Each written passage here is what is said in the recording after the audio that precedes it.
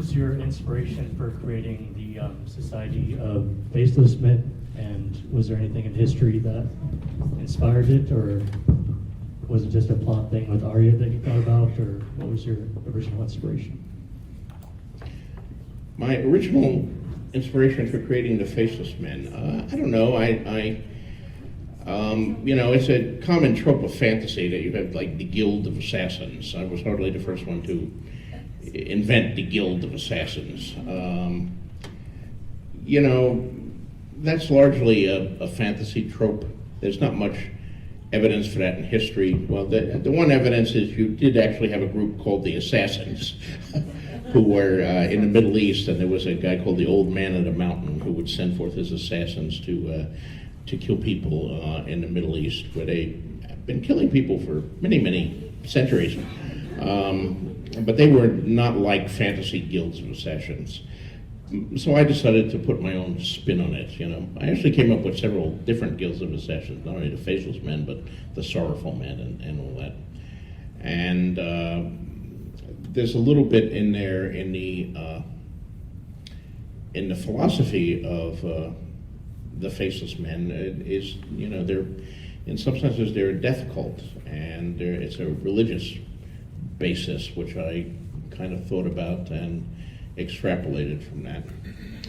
I'm surprised we don't have more death cults in the real world, because it just seems to me that if you're going to worship something, death is a pretty good thing, because we have all these religions that promise you life everlasting.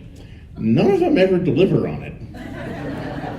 Everybody in all the other religions that promise you worth dies anyway. So the death cult is the one that wins. The death cult can really deliver death. They say, come and worship with us and you will die. Well, yeah, you probably will.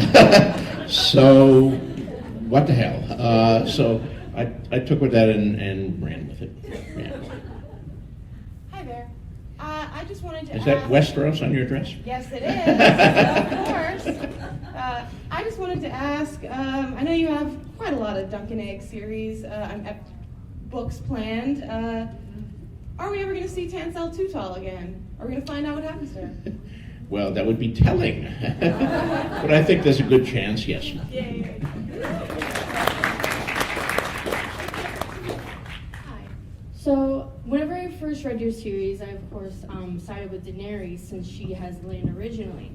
But I'm a history teacher, and I'm teaching my students about the westward expansion.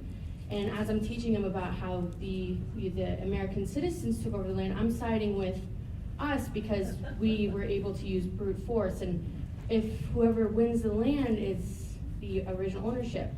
So my question is it, with your opinion, not trying to get your opinion on how the story will end, but even with that, and historically, is it the person who dominates it and with brute force, or is it the people who originally founded the land have ownership?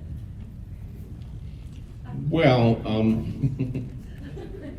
human beings through all of history have been trying to sort this out, who has the right to the land. I mean, how far back do land claims go? You go far enough back and all the lands were Neanderthal man, and then he gets wiped out by Cro-Magnon, and or interbreeds with Cro-Magnon. Theories have now diverged on that point. And then civilizations come and go. I mean, you look at the British Isles, and in historical terms, you had the Picts and the Scots there originally, and the Celts. You might even have older groups than that if you believe the legends that Tuatha De Danann and the Firbolg were based on actual peoples who existed there before the Celts came. But then after the Celts, the Romans come in and they have their thing and they leave their deposits. And then after the Romans, you get the Angles and the Saxons. And after the Angles and the Saxons, you get the Normans. The Vikings come in, the Danes, they have a influence, they get a few kings. So history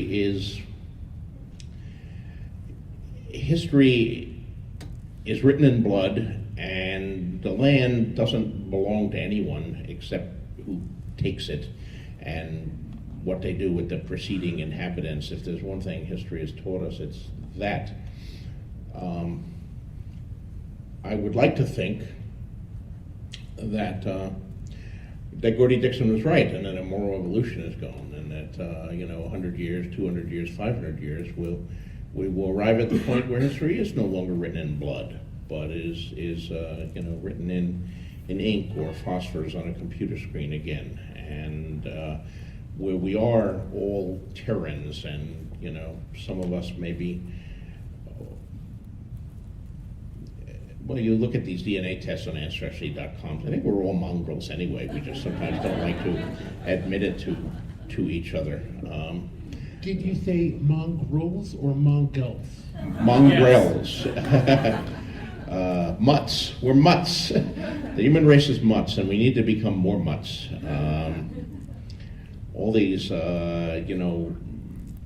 cries to France for the French, Germans for the Germans, America for the Americans. All of these are throwbacks, atavistic, xenophobic things, fear of the other, fear of differences, and hopefully eventually we'll leave this all behind. And I think we will eventually, because the more people live together, the more they fuck with each other, and children are born, and all the interbreeding occurs, whether we pass laws against it or horrified by it, and the cultural traditions happen, and people move into your neighborhoods and found a new restaurant, and you discover you like that food, and you meet the owners, and their children go to school with your children, and it's all, everything comes together, all these things, and I think that's the future there.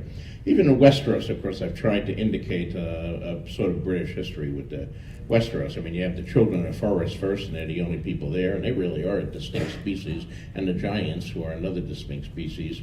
And then human beings come in, the first men, and of course, it's written in blood, so there's a lot of war, they kill each other, they form a treaty, but then here comes another invasion with the Andals coming in, and eventually the Targaryens arrive with their dragons, and having a dragon really helps things. So, thank you. Hello. Hi, I'm a huge fan of Haviland Tough. Ah. And I noticed, it seems like a lot of the stories are very clearly pointing at different society issues. And I wondered if you're going to do any more of them. That's it. We're going to see more of him. I have ideas for another 20 Tough stories, but I'm kind of busy with this Ice and Fire thing right now, so I don't know when I'll get around to writing them. At some point, sure. I even had at one point a contract for a second Tough book. The first collection was called Tough Voyaging, and the next one was going to be called Twice as Tough. I would get that. But I never wrote the stories, and I got involved in this other stuff, and I eventually bought out the contract by paying the publisher back. But someday I'd love to do that. He was a fun character to write, and those stories were kind of fun. They're a little lighter than most of my stuff. Well, they're not really a romp. There are like entire worlds that are destroyed and stuff. But it's interesting what's considered light entertainment and what's not considered light entertainment. I've thought about that.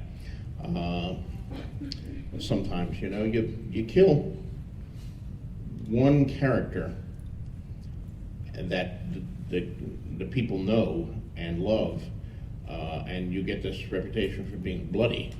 But you wipe out millions of people and no one blinks, It's like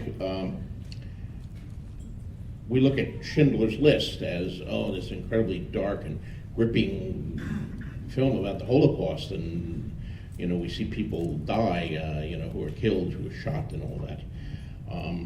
And we consider Star Wars a light romp, but like in Star Wars, they blow up the entire planet of Alderaan. Like, before the story, I just felt a great disturbance in the forest, 50 billion people have just been snuffed out. And what's the next act? Okay.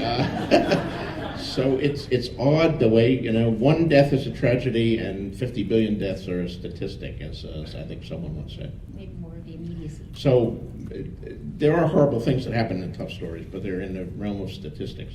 So Thanks very much. thank you.